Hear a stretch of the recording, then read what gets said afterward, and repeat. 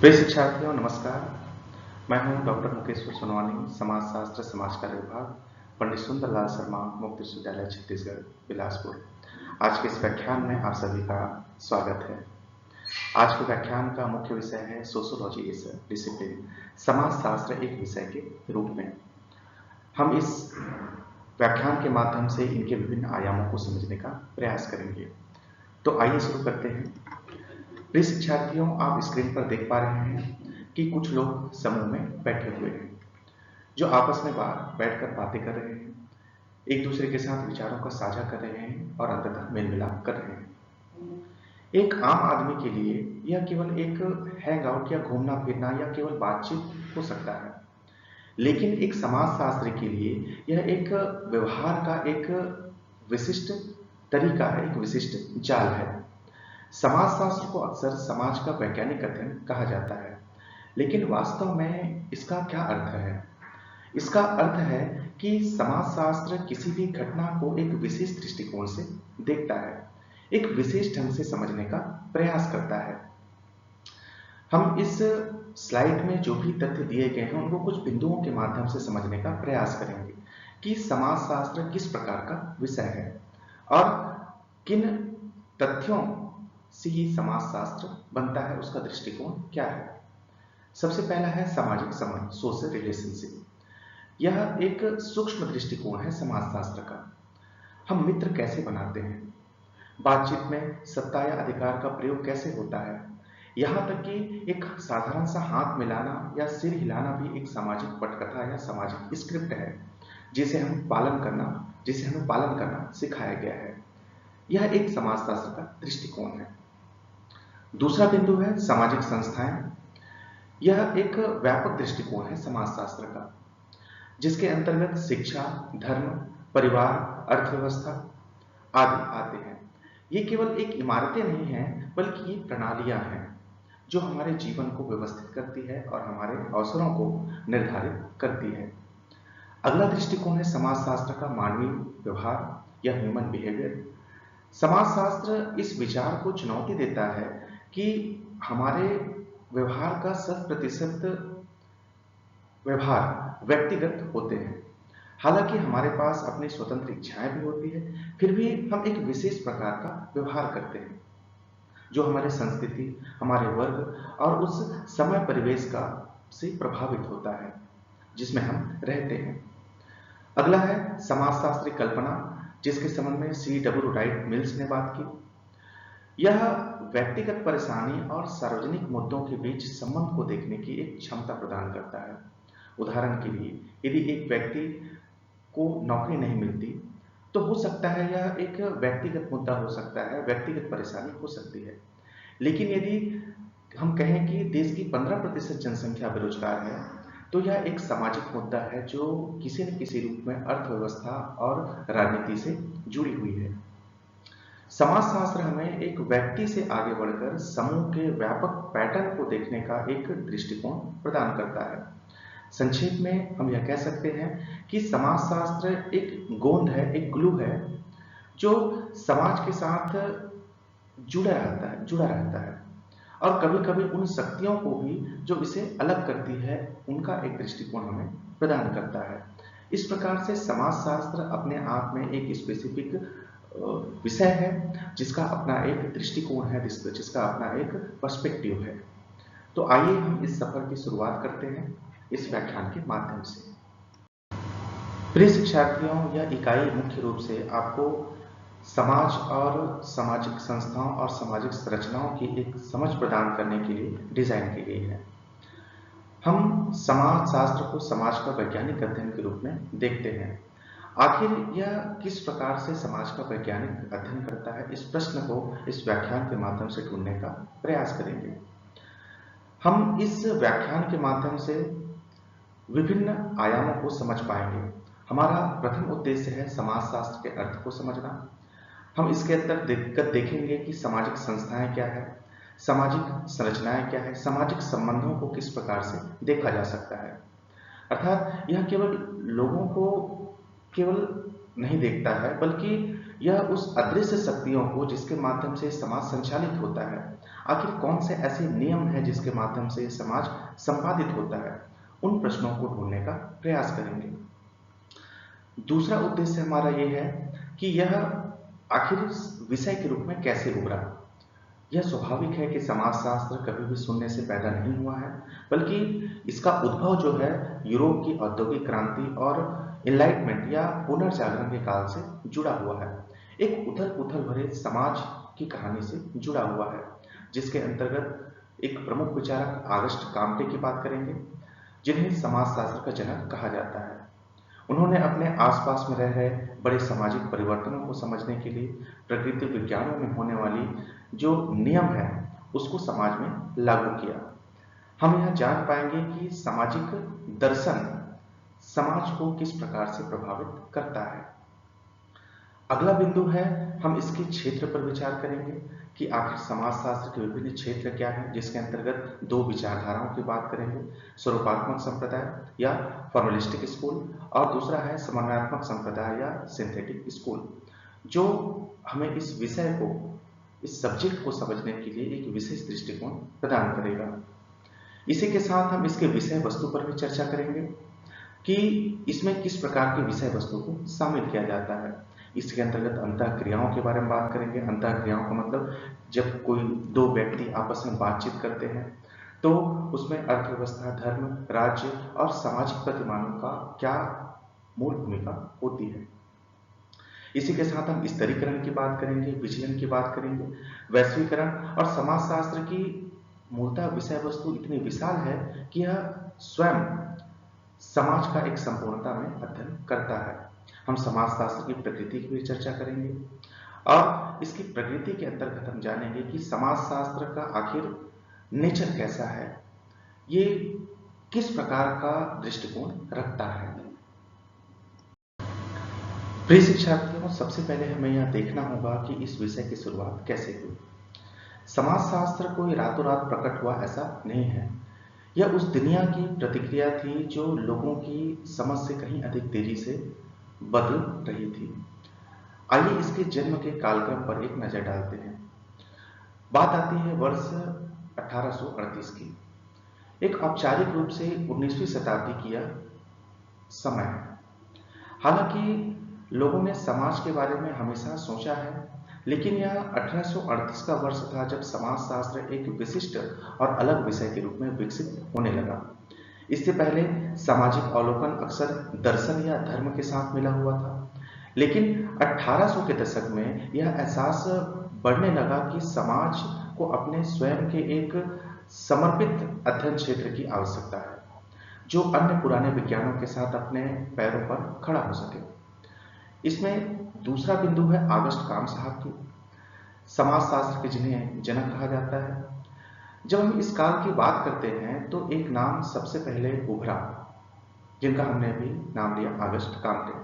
Comte एक फ्रांसीसी दार्शनिक थे जिन्होंने सबसे पहले सोशियोलॉजी शब्द को गढ़ा।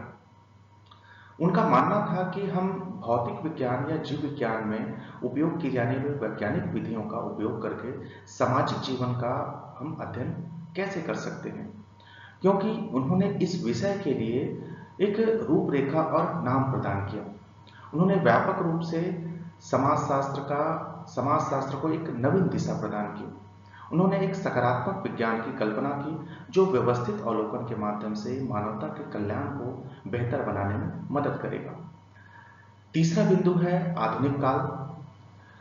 जहां 19वीं शताब्दी में इसकी नींव रखी गई थी, वहीं समाज का वास्तव में व्यवस्थित और विश्लेषणात्मक अध्ययन आधुनिक समय में फला फूला।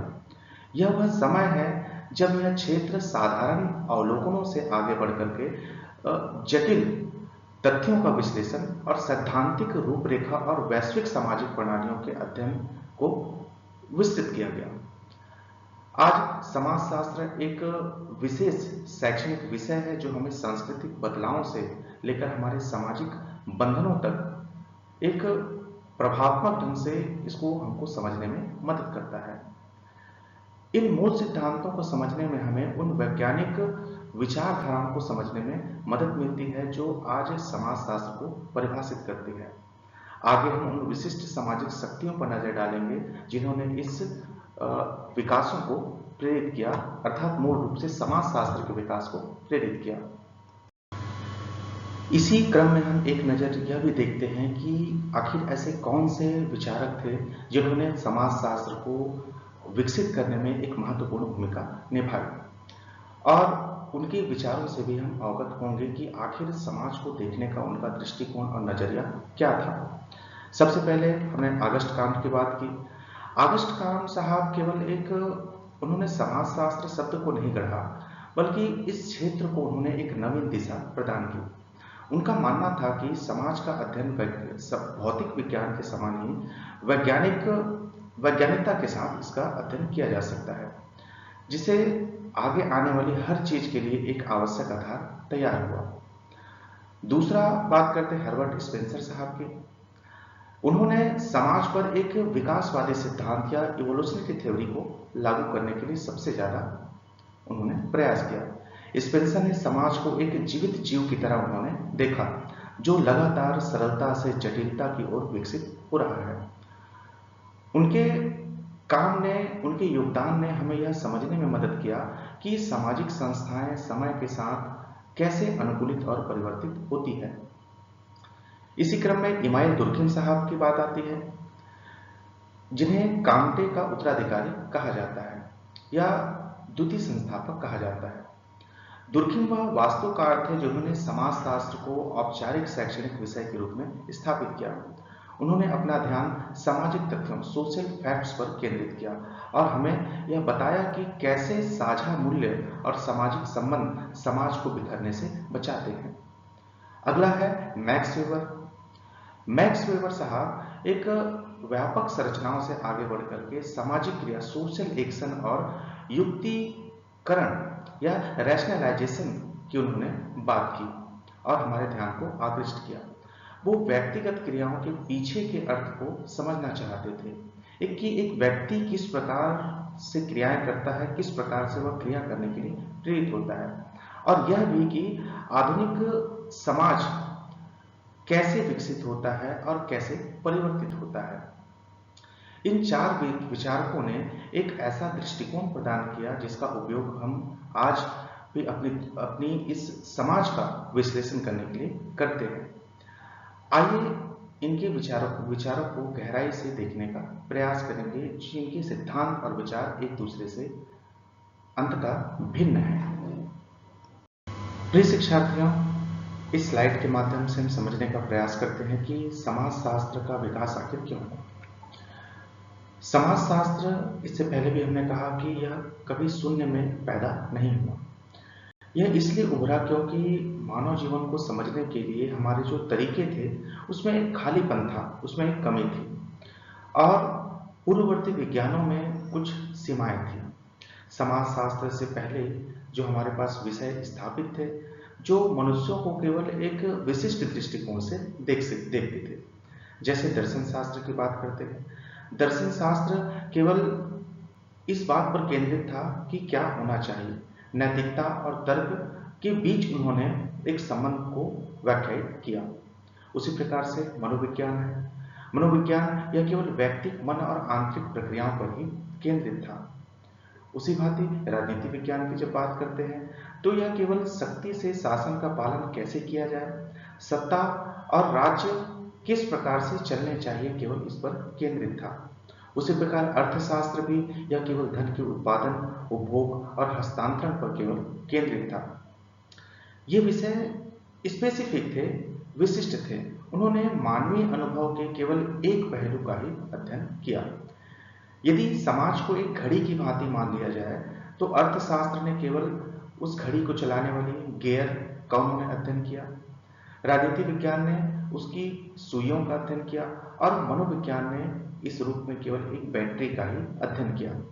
लेकिन कोई भी यह नहीं देख रहा था कि पूरी घड़ी का एक एकल प्रणाली के रूप में, सिंगल सिस्टम के रूप में कैसे काम करती है, इसका अध्ययन किया जाए। एक समग्र दृष्टिकोण की आवश्यकता थी इस समाज को समझने के लिए। समाजशास्त्र का विकास एक व्यापक स्तर पर, मैक्रो लेवल पर यह दृष्टिकोण प्रदान करने के लिए जरूरी था कि मनुष्यों को अकेले या फिर किसी एक संकीर्ण माध्यम से देखने के बजाय समाजशास्त्र यह पूछता है कि ये सभी हिस्से जैसे धर्म, परिवार, अर्थव्यवस्था और सरकार उस वास्तविकता को बनाने के लिए किस प्रकार से काम करते हैं, आपस में किस प्रकार क्रिया करते हैं जिसमें हम रहते हैं। यह समाज और सामाजिक जीवन को एक पूर्ण इकाई के रूप में देखता है, ना कि अलग अलग हिस्सों में बांटकर या उसके एक संग्रह के रूप में।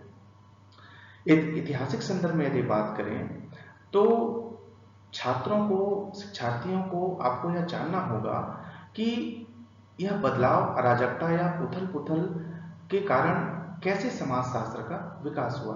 18वीं और 19वीं शताब्दी में औद्योगिक क्रांति और फ्रांसीसी क्रांति ने सब कुछ बदल करके रख दिया। यही समाजशास्त्र के उद्भव की एक नींव थी, विकास की एक शुरुआत थी। समाजशास्त्र या जब हम सोशियोलॉजी कहते हैं तो इस सोशियोलॉजी के अर्थ को समझना भी एक आवश्यक बिंदु है। समाजशास्त्र अपने आप में अद्वितीय है क्योंकि यह अपने दायरे को परिभाषित करने के लिए दो अलग अलग भाषाओं को जोड़ता है। भाषा विज्ञान में इसे अक्सर एक वर्ण संकर शब्द या मास्टर वर्ड कहा जाता है क्योंकि यह लैटिन और ग्रीक का एक मिश्रण है। सोशियस जो लैटिन से लिया गया है, इस शब्द का मूल अर्थ है समाज या साथी। यह बताता है कि मनुष्य स्वाभाविक रूप से सामाजिक प्राणी है जो समूहों में या एक दूसरे के साथ सहचर्य या कंपेनियनशिप में रहते हैं। दूसरा शब्द है लोगस जो ग्रीक भाषा से लिया गया है। यह मूल शब्द का अर्थ है अध्ययन या विज्ञान। आप इसे जीव विज्ञान या बायोलॉजी या मनोविज्ञान अर्थात साइकोलॉजी जैसे कई अन्य विषय में देखते हैं जो एक संयुक्त अर्थ को इंडिकेट करता है। संयुक्त अर्थ के रूप में समाजशास्त्र समाज का विज्ञान है या सामाजिक सहचर्य और सामाजिक जीवन का एक व्यवस्थित अध्ययन है। इस शब्द का जन्म 1938 में ऑगस्ट काम्ट के द्वारा किया गया। यह शब्द ऑगस्ट काम्ट के द्वारा गढ़ा गया जो एक फ्रांसीसी दार्शनिक थे जो मानव व्यवहार के अध्ययन के लिए भौतिकी और रसायन विज्ञान में उपयोग की जाने वाली जो विशेष नियम थे उनको उन्होंने समाजशास्त्र पर लागू किया। अर्थात समाजशास्त्र की नींव वैज्ञानिकता से जुड़ी हुई है। चूंकि वह इस क्षेत्र को एक विशिष्ट विज्ञान के रूप में नाम देने का, परिभाषित करने का उन्होंने प्रयास किया, इसलिए उन्हें व्यापक रूप से समाजशास्त्र का जनक माना जाता है और उन्हीं के दृष्टिकोण से, उन्हीं के इर्द गिर्द हम इस अवधारणा को समझने का प्रयास कर रहे हैं। इसके पश्चात हम समाजशास्त्र की मूल परिभाषाओं पर ध्यान केंद्रित करते हैं। मूल रूप से समाजशास्त्र की परिभाषा को 4 श्रेणियों में बांट करके देखा जाता है जो इसका एक प्राथमिक आधार है। पहला बिंदु है समाजशास्त्र समाज का अध्ययन। यह दृष्टिकोण समाज को एक जटिल जीव के रूप में मानता है जहां विभिन्न संस्थाएं जैसे धर्म, शिक्षा, अर्थव्यवस्था एक साथ किस प्रकार से काम करती है। कल्पना कीजिए कि हम भारतीय शिक्षा प्रणाली का अध्ययन कर रहे हैं। यहाँ समाजशास्त्री इस विचारधारा के अनुसार यह नहीं देखेगा कि एक छात्र क्या पढ़ रहा है, बल्कि यह देखेगा कि शिक्षा प्रणाली अर्थव्यवस्था और राजनीति से या अन्य सामाजिक अंग से किस प्रकार से जुड़ी हुई है। उसी प्रकार से इसमें मुख्य रूप से शामिल हैं ऑगस्ट काम्टे साहब, हर्बर्ट स्पेंसर। हर्बर्ट स्पेंसर ने अपनी परिभाषाओं के इसी विचारधारा के अनुसार उन्होंने संगठित किया। समाज को एक एकीकृत इकाई के रूप में उन्होंने देखा और समाज का वैज्ञानिक अध्ययन उन्होंने स्वीकार किया। दूसरा बिंदु है सामाजिक संबंधों का अध्ययन। यह एक जुड़ाव की बात करता है, कनेक्टिविटी की बात करता है कि व्यक्ति और समूहों के बीच संबंधों का जाल किस प्रकार से है। यह परिभाषा बताती है कि समाज केवल कोई इमारत या कोई देश नहीं है, बल्कि लोगों के बीच वास्तविक बंधन है। यह पूछता है कि हमें एक साथ ऐसे कौन से तत्व हैं जो हमें जोड़े रखता है। इसमें मुख्य विचारक है ए रोज और मैकआइवर पेज, जिन्होंने मुख्य रूप से कहा कि समाजशास्त्र सामाजिक संबंधों के बारे में है। संबंधों के इसी जाल को हम समाज कहते हैं। जैसे एक परिवार के भीतर के संबंधों को देखें, पिता पुत्र, पति पत्नी या भाई बहन के बीच जो अदृश्य अपेक्षाएं और कर्तव्य होते हैं वे सामाजिक संबंध हैं। मैकआइवर के अनुसार इन्हीं संबंधों का जाल समाज को बनाता है। अगला मुख्य दृष्टिकोण है समाजशास्त्र, सामाजिक अंतःक्रियाओं का अध्ययन। यहाँ मुख्य रूप से इस विचारधारा के अंतर्गत यह केंद्रित किया जाता है कि लोग दूसरों की उपस्थिति में कैसे कार्य और प्रतिक्रियाएं करते हैं। यह उस सामाजिक रसायन विज्ञान के बारे में है जो तब होता है जब दो या दो से अधिक व्यक्ति संवाद करते हैं, बातचीत करते हैं। इसके मुख्य विचारक हैं जैसे मैक्स वेबर, जिन्होंने समाजशास्त्र को सामाजिक क्रिया के अध्ययन के रूप में परिभाषित किया, और जॉर्ज सिमेल, जिन्होंने अंतःक्रिया के स्वरूपों पर ध्यान दिया। उदाहरण के लिए, जैसे आप किसी इंटरव्यू में जाते हैं तो आप कैसे बैठते हैं, कैसे हाथ मिलाते हैं और कैसे आप जवाब देते हैं। यहाँ इंटरव्यू और जो कैंडिडेट के बीच जो बातचीत होती है या हो रही है वह समाजशास्त्र का विषय है। मैक्स वेबर, जिन्होंने सामाजिक क्रिया के संबंध में उन्होंने बताया, उनकी उपस्थिति में अर्थात एक व्यक्ति दूसरे व्यक्ति की उपस्थिति में किस प्रकार की क्रियाएं करता है, इस दृष्टिकोण पर आधारित है। सामाजिक समूहों के अध्ययन के रूप में यह दृष्टिकोण बताता है कि समाजशास्त्र सामाजिक समूहों का अध्ययन करता है, जैसे परिवार, जनजाति, क्लब, राष्ट्र आदि। यहाँ समाजशास्त्र इस बात के अध्ययन पर जोर देता है कि ये समूह कैसे बनते हैं, वे व्यवस्था कैसे बने रहते हैं और कैसे उसमें बदलाव होता है।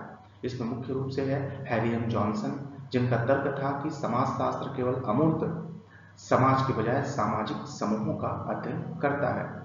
उदाहरण के रूप में देखें, जैसे एक क्रिकेट टीम या कॉलेज का एक छात्र संघ, जहां व्यक्ति अपनी पहचान से ज्यादा महत्वपूर्ण समूह की भूमिका में होती है।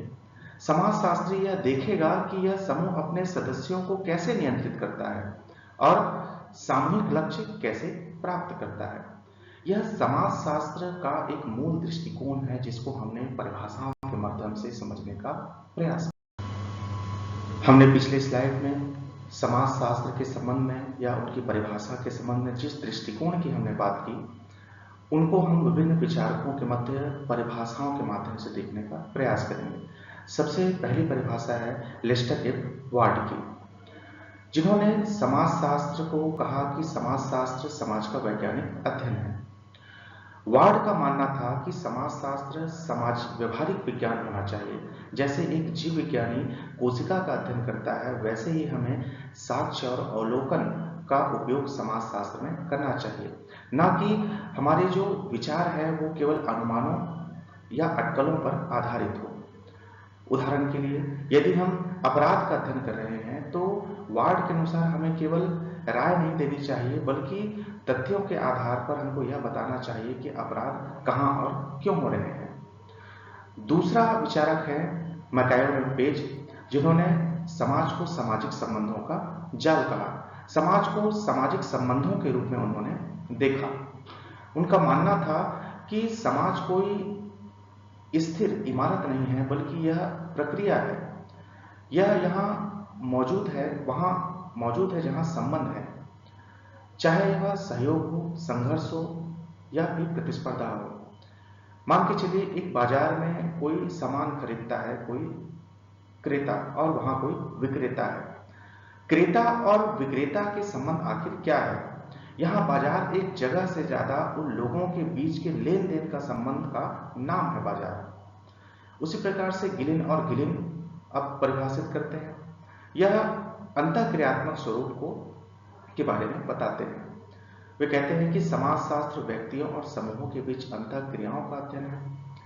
मुख्य रूप से समाजशास्त्र का सार तत्व वह है जो तब घटित होता है जब लोग एक दूसरे के संपर्क में आते हैं। यह दैनिक जीवन में होने वाली संचार और एक दूसरे पर पड़ने वाले प्रभावों पर केंद्रित एक विचारधारा है।